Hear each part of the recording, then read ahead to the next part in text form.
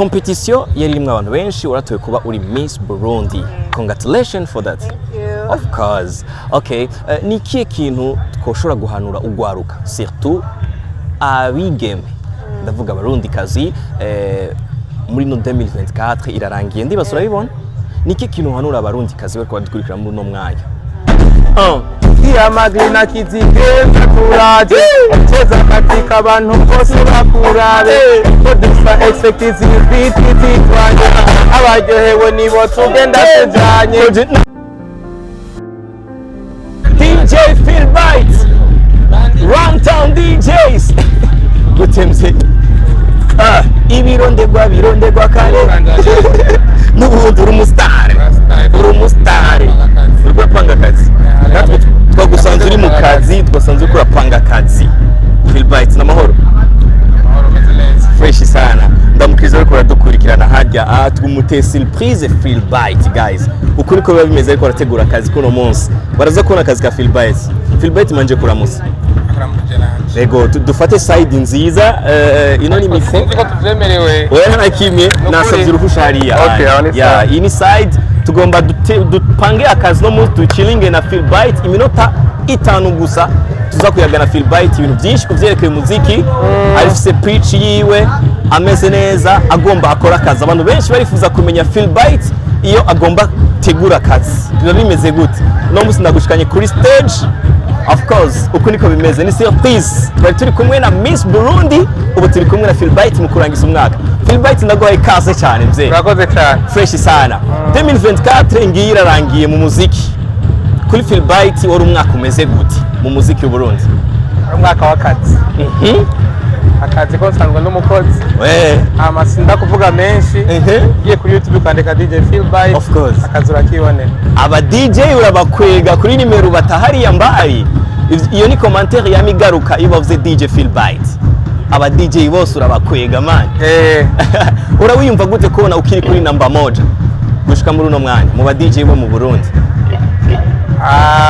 Ikintu kiryoshye kubera yuko mariko ndakora bigaragaza ko ndumukozi nkuko nabikubwiye. Of course. Simba shaka. Je mvuga amajambo menshi nataki ibikorwa byanye n'abarizo zivugira. Of course. So kuba hari ababona ko ndi number 1. Of course. Biryoshye cyane babandanye ba supportinga ngo ndi number 1. Number 1. Yeah. Indirimbo z'abarundi turakumva cyane gose baramwizera DJ Philbite cyane gose ari indirimbo uheruka gusohora iryoshye cyane nama nakubwiye ko ari we gusa nifuza bazi ko aririmba kuri ritme y'ingoma banda yatwumva nama akaru gato Philbite wagose ati nama harimo indi ritme cantakara harimo indi ritme y'ingoma sinzi ko azumva ama ingo ndakwereka igira nganda kwereka merci Philbite cishemo gato ndakwereka urabona hajya hari imigwe ya trampoline ishika nka 10 irenga ariko bose bako bavuza kuri ritme imwe kuratahura ubwo buhinga bujamo kugira ngo bose bahuze atawurinze gutakaza ubundi. Of course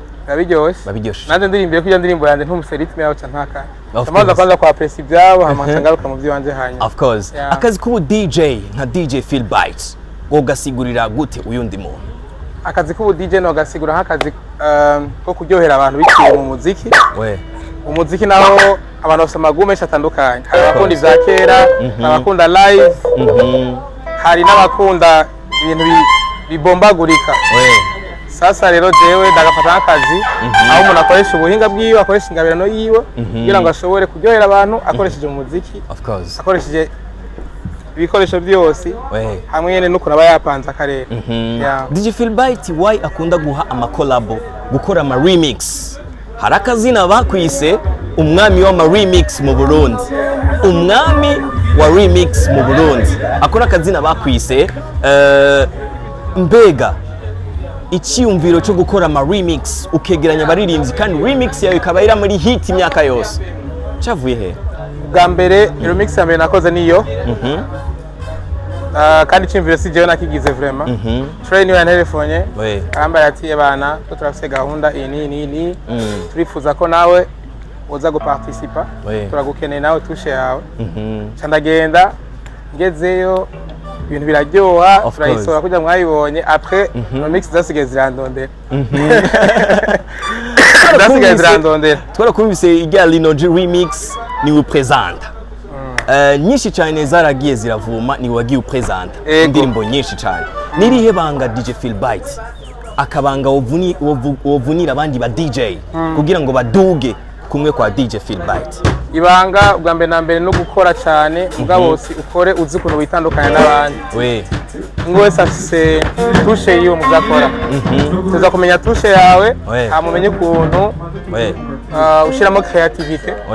cyo ni cyambere ikindi naco abaririmbyi bose bashobora kwandikira muri studio ira profite nabivugire ngaha abaririmbyi bose barigize abantu bandikira muri studio mugabo si bose bafise capacity yo kwandikira muri studio najewe nifatiye akarorero byari ibyo mfatira muri studio ariko nandikira muri studio mugabo cyumvire nyamukuru banagikuye muhira banagipanze mbere ko nza muri studio kenshi ibyo biratuma abantu bakora usanga bakora ibintu bitaryoshe bitaba kubera ko atari iyo capacity bafise muri bo so je rero uko ndabivuze no kubikunda kumenya creativity yawe kumenya tushe yawe ama aussi kuva muhira witeguye ugiye muri studio gukora iki giye kurimbana nande none uza kurimbana na Mr Champagne utazi ukuntu batera banima ndirimbo kujya hina bikora exact uza kumenya muri kintu nzo kwano wariwe ama nawe umenya hano we plus up tuza gukora of course DJ Philbright abaririmbyi ni benshi dufite mu Burundi turakagije umwaka wa 2024 ngo yuri kuragenda 2025 ni kintu wifuza ko abaririmbyi b'abarundi bokora nk'umuhamagaro wobaha muri umwanya we kora gukurikirana 2025 ndifuza yuko twarazitwe 2024 muziki wanze twaragerageje kudukira 2025 ni umwana wo kurisa natwe hariya of course umwana wo kwataka kare South Africa kwanza ama Africa nayo of course ama showbiz ni kimwe mu bintu bikoreka muziki w'uburundi ama showbiz bemwe bakabyita ama beze menshi ama showbiz yabaye avuga ku baririmbyi muri 2020 ari byinshi byagiye ku baririmbyi wewe ugeze indirimbo nk'umu DJ cyo gutobogwa by'amapine wanatumvise ja Alvin Smith gutora ipinza Melanin twumvise byinshi byagiye biravugwa cyo kuvana mu mugwi of music c'est byinshi ibyo bintu ubimwanya ngana gute cyangwa ubitega mu muziki hari ibikenewe hari ndakenewe ariko we love music waravanye cyane nimba ari bijya byabaye hagati n'abaye ça fait partie y'ubuzima bwa misosi n'abasani of course ni juste ko hari byinshi bitaza kuri kamera tu hamwe zo dukora zose byogiye kuri kamera ojya show na show every day wamusohora ama volume buri mwaka mu muziki w'Uburundi wamudutamye indirimbo ziba zishushe mu mavulimu wamukora buri mwaka ukayashira kuri YouTube ku rubuga rwa DJ Philbright ndifuza kumbwira indirimbo zitanu uno mwaka zakumye abafana bazisaba cyane cyane izo ubona bavuze bagumye basaba zitanu ubwo bari 8 indirimbo zije mu mutwe uvuga ati 24 zaratuye je ngo nibaza ko novuga baririmbyi indirimbo sino bivamo indirimbo ni nyinshi cyane abaririmbyi bagiye baragaruka bitana amahitsi bakoze Sabi Monia Fleur Inoji Gusto Melanin Fernando B-Face ya ahanini nabo bagiye baragaruka cyane n'abandi barakoze ngabo niba ni hembo of course na jewe dia magi kizigeza turari ndera kuri taho nakubwiye kugana n'abasari naho utazibasari kizigeza ta dia magi na kizigeza turari cheza katika abantu bose bakurabe kodisa executive beat twanje abaryohewe nibo tugenda tujanye dia magi kwari kuza waone kwa bitoye nene ubunda nirekuye nkakora beze nifuza barashaka kuze kundaba ati yuko bi slowly umwanya tumaranye uri kurategura akazi nibihe bintu DJ Philbright yibanda yagiye gukora yavuze minota 5 ikibazo cyane gutangura nibihe bintu DJ Philbright yibanda kugira ngo aje gukora kuko hari abajene benshi bifuza kuba nabonye abategura bambe na mbere ndabanza bana ho ngaha twaje twaje gukora igiteramo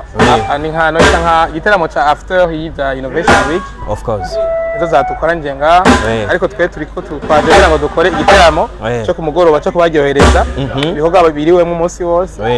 so nkamba naje niteguye nzi yuko ngiye kuvuza umuziki banaka ndawuvuza gute ndawuvuza ryari mu kanya bagira banzaniye program yuko ni igiteramo kiza kuba kimeze namenye abaririmbyi ukuntu tubakira tumenye